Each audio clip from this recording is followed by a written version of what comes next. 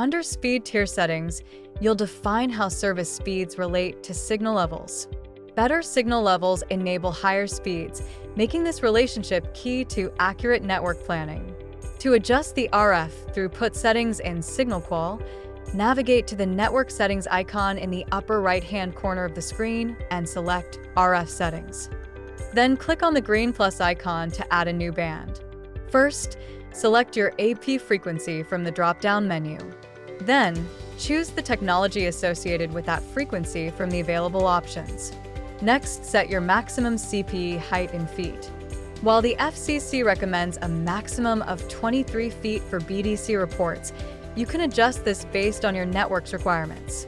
Enter your maximum CPE antenna gain as supplied by the manufacturer and define the minimum SNR value in decibels. Next, click the green plus icon to define the throughput tiers.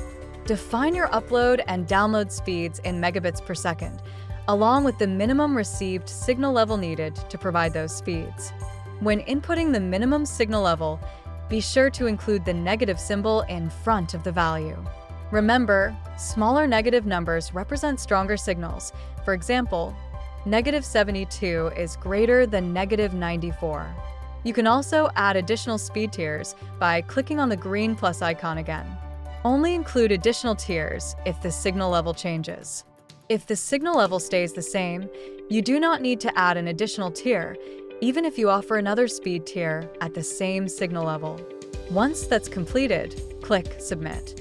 With SignalQual, you'll have precise control over your network's RF parameters and throughput tiers, ensuring reliable service planning and deployment.